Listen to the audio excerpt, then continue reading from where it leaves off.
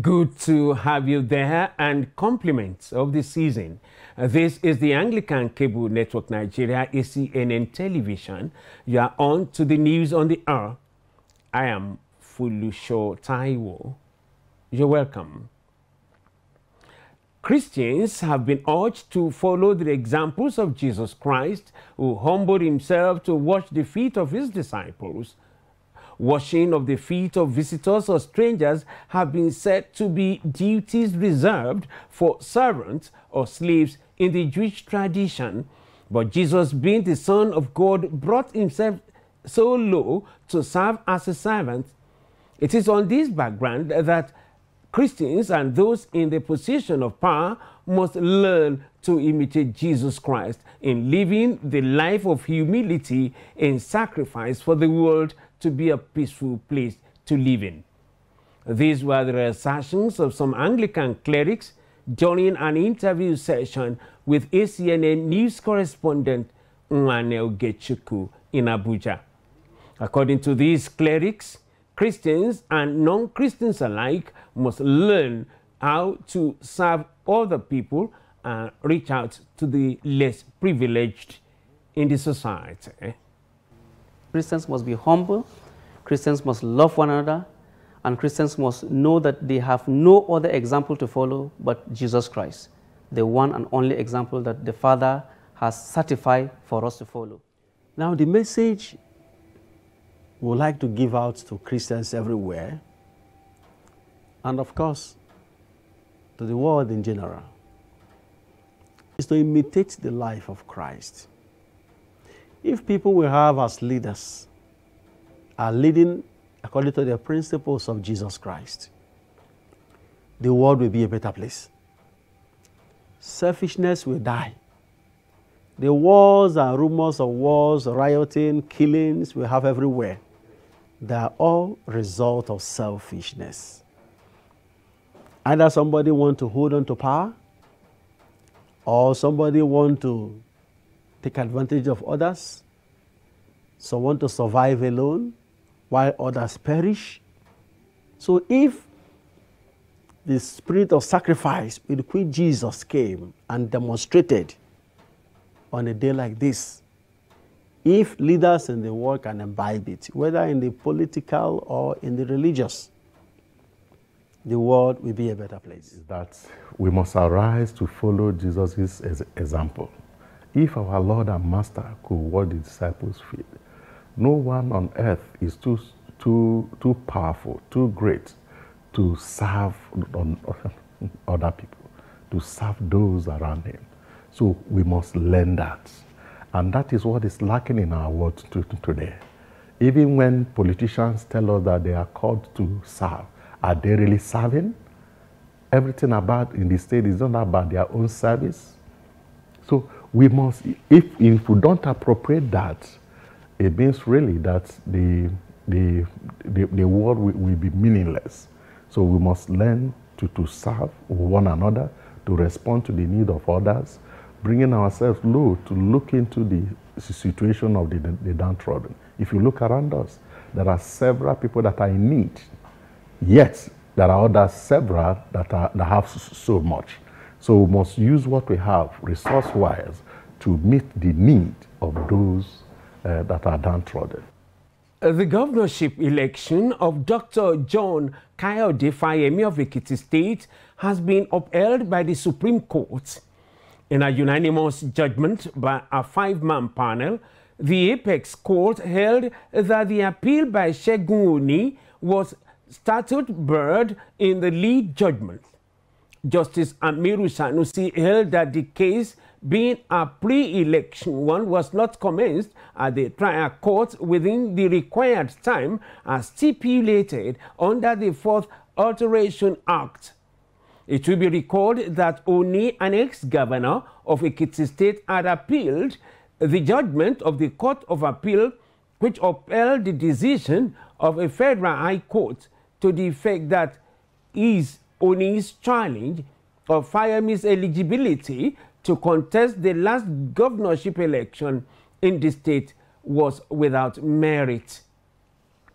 The ruling All Progressive Congress APC has adopted Femi Gbajabiamila as its candidate for the position of the Speaker of the House of Representatives in the 9th Assembly. Mr. Gbajabiamila, who made his intention known some weeks ago, is currently the majority leader of the House of Representatives. The decision was made after an intensive deliberation with the APC's House of Representatives members elect at a dinner with President Muhammadu Buhari at the banquet hall of Aso Villa. According to the party's spokesman, Larry Isa Onilu, the party adopted Honorable Femi Gbajabiamila as its candidate for the position of the Speaker of the House of Representatives in the 9th Assembly, while the Deputy Speaker position has been zoned to the North Central. Former Jigawa State Governor Alhaji Sule Lamido has stated that the All Progressive Congress APC and its supporters must be called to order. Otherwise, Nigeria as one united country will be in a dangerous state. Lamido stated this while responding on a claim made by the APC lawyers that the People's Democratic Party PDP presidential candidate in the just concluded election, Alhaji Atiku Abubakar, is not a Nigerian. He explained that the debate about Atiku's nationality, which started as a hilarious joke, is now treading on a very dangerous, divisive path. Lamido noted that there are already too many cracks in the unity of the country, warning that if the country remains on this line of ethnic, religious, and tribal differences, the doom of the nation cannot be averted. He therefore advised that Nigeria needs to be restructured to restore what the country has lost as a nation. It will be recalled that the APC has filed a motion at the Presidential Election Petition Tribunal in Abuja that Atiku is not qualified to contest for the highest position in the country because he is not a Nigerian. The APC, in a petition filed by its lead counsel, Lateef Fagbemi, faulted the candidacy of Atiku in the election, saying that as a Cameroonian, he shouldn't have taken part in the presidential poll in Nigeria. The Anambra State government has announced a 5 million naira reward for anyone with useful information that can lead to the arrest of killers of one-time lawmaker and President General of Nimo Community, Chief Frank Anthony Igboka.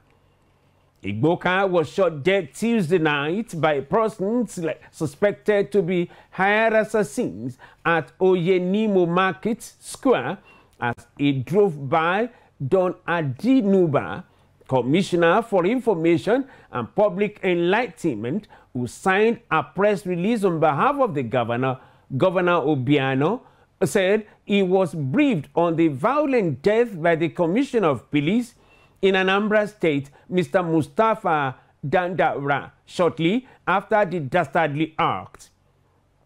He said the governor has described the killing as utterly actless, noting that Chief Tony Frank's elder brother, Chief Charles Igboka, a former Nigerian diplomat in Europe, died only 2 weeks ago and was yet to be buried. Governor Willie Obiano, who announced the reward, described the death of Chief Frank Igboka as a shock, saying that any person can provide useful information on the identity of the killers will be rewarded with a sum of 5 million naira.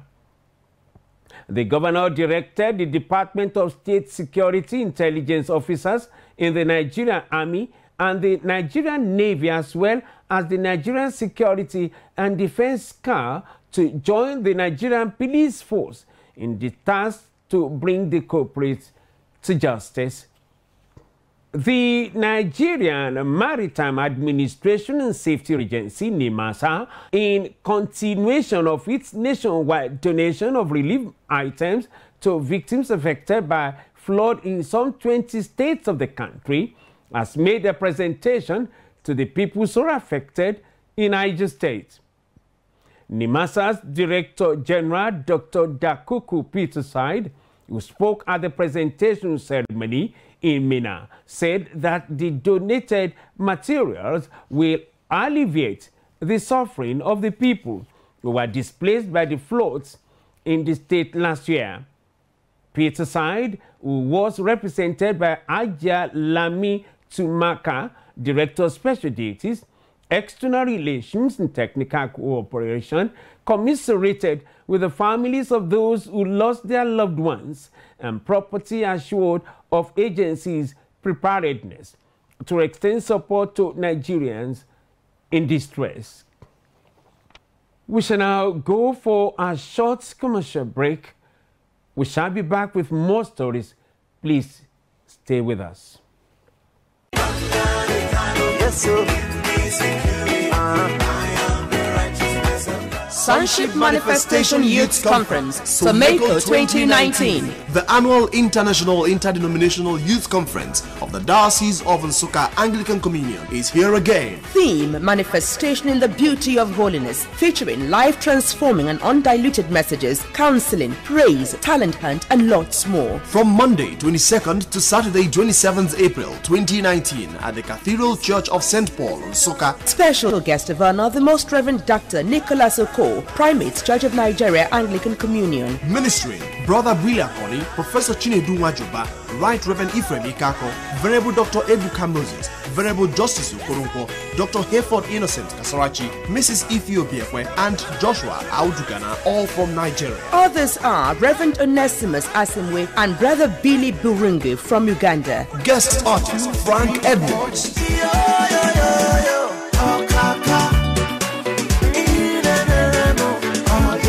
Host, the Right Reverend Aloysius and Mrs. Ifomabo, Bishop, Anglican Diocese of Nsukka, and wife. Free registration, feeding and conducive hostel accommodation available. For inquiry, call 0803 739 8746, 0803 053 5786, 0806 328 5325, or visit www.someko.org. Announcer: Venerable Dr. Emeka Eza, Someko Coordinator. Someko 2019. Think stress, awaking to the holiness of life. You are welcome back, and thanks for staying tuned. For more on our top stories, please visit our website at acnntv.com or youtube.com/ACNNTV. To be up to date with our news and other programs, please download the ACNN app for Android from Google Play Store. And now to some foreign news. Sudan's former President Omar al-Bashir has been moved to Koba maximum security prison days after he was deposed in a military coup. Reports say the ex-leader has until now been detained at the presidential residence under heavy guard. He is reportedly being held in solitary confinement and is surrounded by tight security. Months of protests in Sudan led to the ousting and arrest of the long-time ruler on Thursday. The coup leader at the time, Awad Ibn Auf, said Mr. Bashir was being detained in a safe place. After his removal, he himself stood down soon afterwards. Lieutenant General Abdel Fattah Abdurrahman Burhan was then named as the head of the Transitional Military Council to become Sudan's third leader in as many days. Demonstrators have vowed to stay on the streets until there is an immediate move to civilian rule. Indian election authorities have cancelled voting in southern region of the country after seizing more than 110 million rupees, equivalent to $1.5 million, which they believe was meant to influence the outcome. The official said it is the first time a ballot has been cancelled in a national election over attempted vote buying.